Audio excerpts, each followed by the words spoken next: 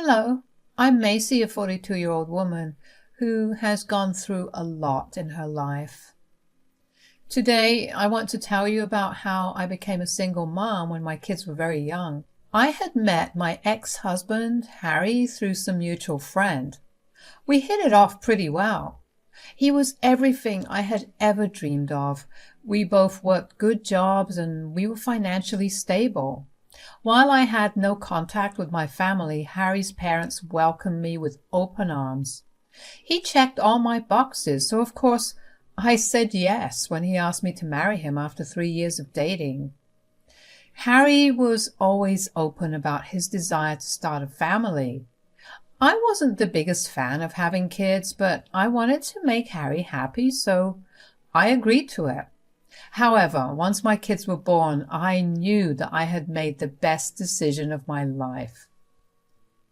Initially, Harry was an amazing father and husband. He took care of us, sometimes to the point that he even forgot about himself. I truly thought I had hit the jackpot with him. But then, out of the blue, a couple of years after I had both kids, things started going downhill. He had a new coworker join his team and they began to hang out a lot. Now, from the start, I did not like the look of his coworker. That man just looked like a bad influence. My gut feeling was right because pretty soon, Harry was ignoring me and the kids. He would come back home from work and lock himself up in his room to play games. I tried talking to him over and over again, but he never listened to me. We would get into these heated arguments when the kids weren't around. He would complain about me pushing too many responsibilities on him and me being a nag. The thing is, I wasn't asking him to go above and beyond. I just wanted him to do something, considering he was doing absolutely nothing at that moment. And then one day, Harry asked me if he could take the kids to the park while I was at work. He had a day off and he wanted to bond with the kids. At that moment, I was filled with so much joy at the prospect that Harry was coming back to his old self that I readily agreed to it without thinking about my kids skipping school. I was at work when my father-in-law, Dave, called me. It was not very odd for me to get calls from him at that time because he would call me to regularly check in on me, so I happily picked up. But he sounded upset. "Macy, are you at work?" "Yeah, is everything all right? You sound upset." "Well, Maria and I happened to be on our way back home from the grocery store when we happened to see the kids at the park." "Oh, yeah, Harry said he'd be taking them there. They were alone. Lacey was crying and Jax was trying his best to calm her down." "What? Oh my God! Are they okay?" "Yeah, we picked them up and they're sleeping right now." "Do you know where Harry is? Or how long were they there for?" "Jax said that Harry had taken them to the park at around 10 in the morning, and we picked them up around 12. Apparently, Harry had dropped them off at the park and just left." "That man is going to get a piece of my mind." "If you manage to get through to him, let him know that his parents also want to have a stern word with him." "You haven't been able to get through to him?" "Nope. His phone is switched off." "Okay. I'll try to get a hold of him too. Until then, I hope it won't be an issue to watch over the kids until I get back." "Of course not, honey. We'll make sure they eat too when they wake up." "Thanks a lot. I don't know what I'd do without you two." I managed to be kind and grateful even though I was raging on the inside. Once I was off the phone with Dave, I immediately dialed for Harry. Just like David said, Harry's phone was switched off. I don't know how I managed to get through the rest of my workday. I kept making phone calls to Harry throughout the day, but never got a response. Once I was done with work, I decided to go home first. I hoped that Harry was just at home playing some games. I know that it's pathetic, but I still hoped that he had only left the kids in the park to play his stupid games. I called Dave and informed him about my plan, and he assured me that it was all right. I also didn't want my kids to see me getting angry at Harry if he was actually at home. Harry and I had been struggling for a while, but I didn't want my kids to see any of that. I didn't want them to think that the toxic aspects of my relationship with Harry were normal. When I got back home, I immediately noticed that something was different.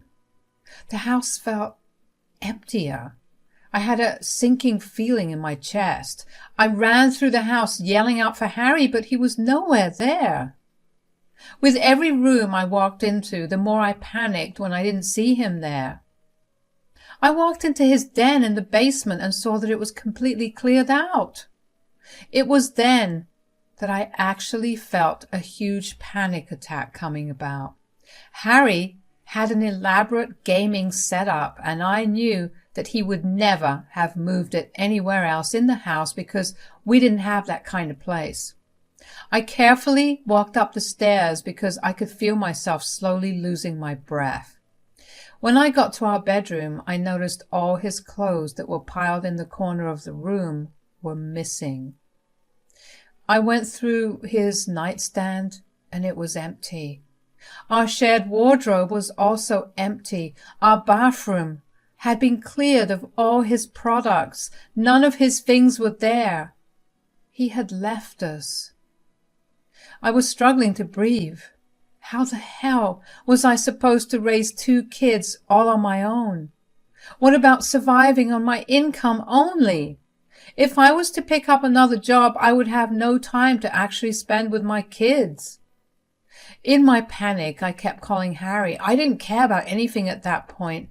My dignity and ego were not going to stop me from begging Harry on my knees to come back. But of course, none of my calls went through, and neither did my messages. I must have been blocked.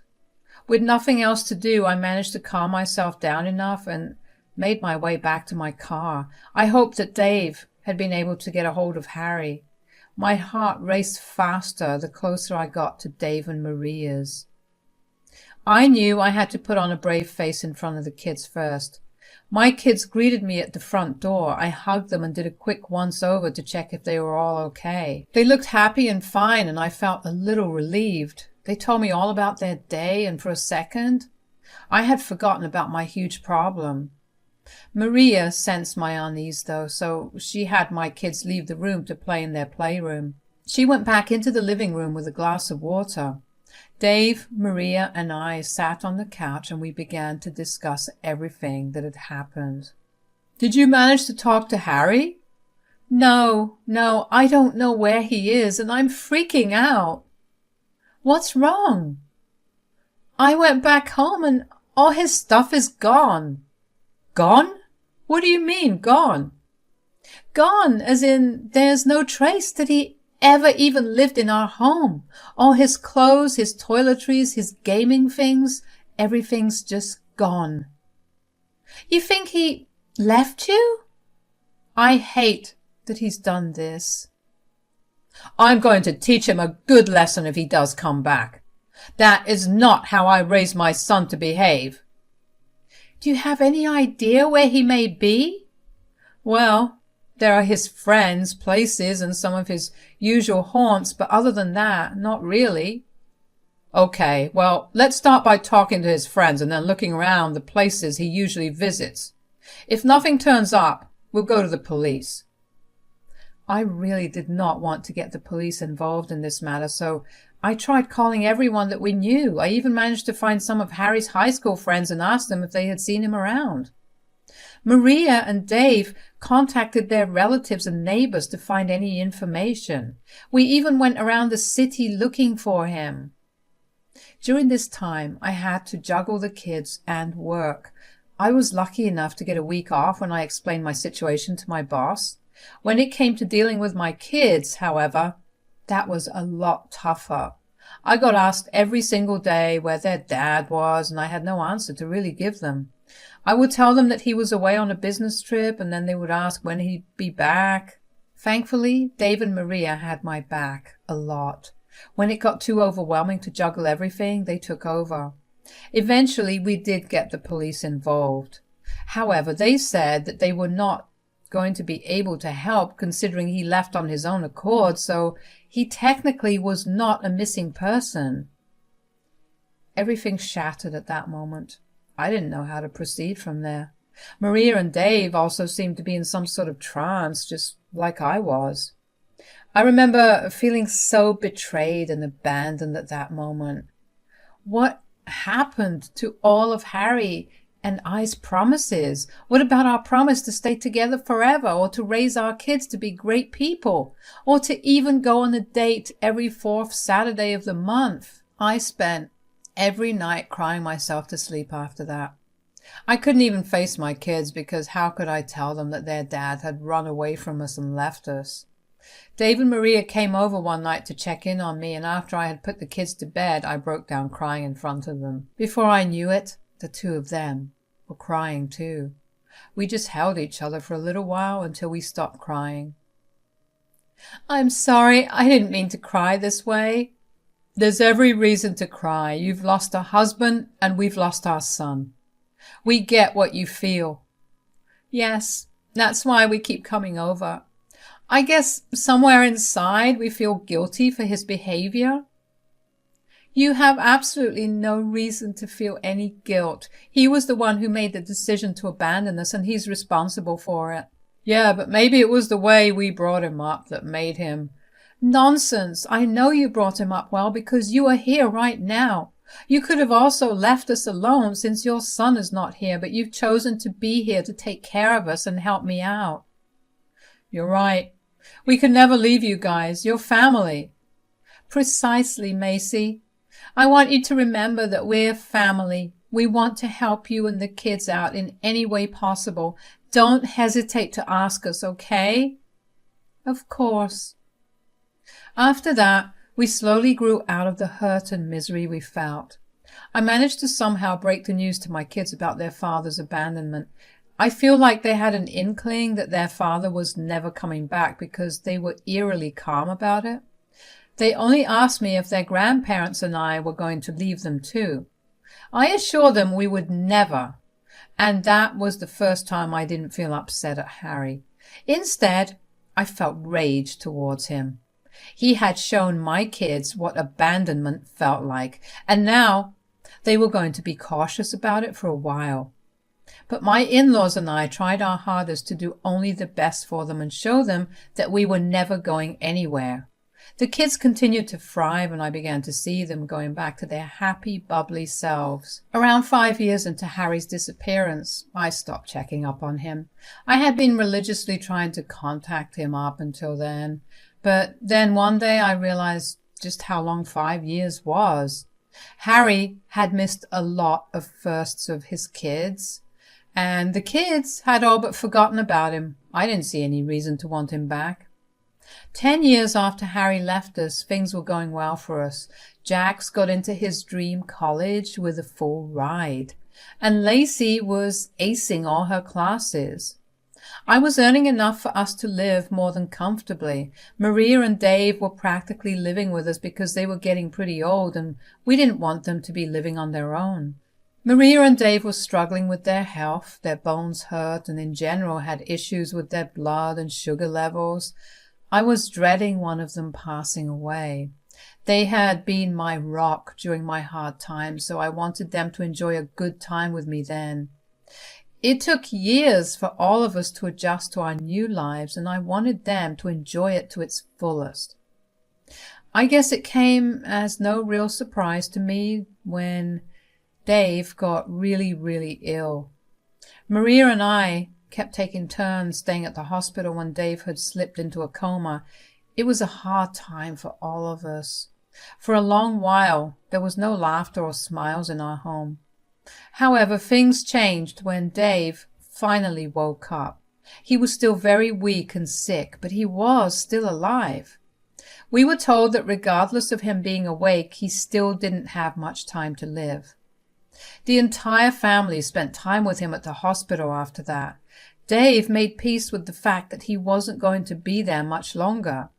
He was the one who uplifted the mood somehow. Even though he was pretty weak, he still insisted on me getting his lawyer there so he could rearrange his affairs and rewrite his will. When the lawyer was in the room, none of us were allowed in. "Sorry, I couldn't let you guys in." Oh dear, it's okay. Just get your rest in. I just wanted to surprise you guys. That's awfully sweet of you to think about a surprise for us right now, Dave. Of course, you know how much I love surprises. We really don't want this surprise for a while, though, dear. Oh, at least this way there will be at least something to look forward to. I just have one condition for you. What is it? You have to stick to what's written in the will. Promise me that no matter what happens, my estates will remain divided the way I divided them. Of course, dear. Promise. I promise everything will be as you wanted it to be. About 2 weeks after he woke up, Dave passed away in his sleep. I was a mess. He was like a father to me. He was the only man in my life that was there for me and helped me learn and grow. He was also a father figure to my kids and greatly helped me bring them up. Maria and the kids were a mess too. There was so much crying and hurting. All of us had lost someone very dear to our hearts. I had taken up the initiative to take care of all the paperwork and all the funeral services. I knew that Maria did not have the strength for that. The funeral took place 3 days after Dave passed away. There were a lot of people, and it felt good to see that Dave was just as loved by many more people that were in his life. Of course, at that moment, I did feel a pang of anger. I was sure that Harry must have found out that his dad had passed away. I even had Dave's obituary published in the newspaper, but he still never showed up for the funeral. Then again, if Harry did show up, I didn't know how I would have reacted. I guess it was just better that the only people there were the people who truly loved and cared for Dave. The next few days after the funeral were spent grieving some more. In those days, we also got access to Dave's will, and we were pleasantly surprised by it. Dave had divided all his estates between the 4 of us. He gave a lot more to the kids, which honestly I was super grateful for because they needed it a lot more than Maria and I. But he had also left something for Harry. It was a letter. I was desperately wanting to open it and read it, but I knew that it would have been a violation of Dave's wishes because he had made it explicitly clear that only Harry was the one that was going to read the letter. I wish I could say that I wasn't surprised when Harry showed up, but I really was. Thankfully, Jax had gone back to university and Lacey had been away at school when Harry showed up. When I saw his face, I was filled with rage. Maria was in the same boat as me. He looked like he was barely alive. He looked malnourished, his bones were jutting out and his eyes were huge on his now small face. He had a lot of muscle before, and now his arms and legs looked like twigs. His voice was very raspy and his eyes were bloodshot. I had a very strong feeling that he must have spent the last few years abusing substances. Of course, I know that addictions are a genuine illness that needs to be treated. If it were any other circumstance, I would have empathized with an addict, but not with Harry. No, he was a man that had it all. He had the perfect wife, the perfect kids, the perfect house, the perfect job, and the perfect friend. He threw it all away because he didn't want to be responsible anymore and wanted to do substances instead. What the hell are you doing here? What do you mean? I'm here to meet you guys. Cut the crap, Harry. You went missing for 10 years and suddenly you want to meet? I know I messed up, but I really do want to make up for everything I did. Right. I don't think that's possible, and you know it. So tell us why you're actually here, or I will have to get the cops involved. No need to be so aggressive. I'm here because I just found out my dad died. Excuse me for wanting to meet my family. Was that what it took for you to come back? Well, yeah, my dad was my everything, and finding out that he's no longer going to be there just shifted my entire perspective. I feel like crap that I didn't get to spend time with him. Why did you leave then? Because I guess I was just tired with everything going on in my life and I ran away from it. You're disgusting. I hope you know it. Yeah, well, anyways, did Dad leave me anything? That's when it clicked in my head. It must have clicked in Maria's head too, because we made eye contact with each other as soon as Harry asked that. Harry did not care for his father or his family. He was there to collect his inheritance. Of course I was angry. I was so close to lashing out at him, but Maria held my hand to calm me down. She was right. I knew that Dave did leave something for him, and it was not what Harry wanted. Maria walked into her bedroom and retrieved the letter that Dave had left Harry in the meantime. Maria walked into her bedroom and retrieved the letter that Dave had left Harry. In the meantime, Harry and I stood in front of each other in silence. He had this smirk on his face as if saying that he had won. It took all of my self-control to not laugh in his face. When Maria returned with the letter in hand, Harry's face lit up. He almost ripped the envelope with his excitement. He pulled out the letter and began to read. The smirk on his face dropped and turned into a look of anger the more he read. He then looked at me with so much hatred in his eyes and pointed his finger at me. You! What? What did I do? You poisoned my father's mind. Excuse me? He left me nothing, absolutely nothing, and he says it's because you were more of a daughter to him than I was a son. Well, you did disappear for a while. How could he do this to me? Did it not matter to him at all? Of course not. You abandoned your kids, so your father abandoned you.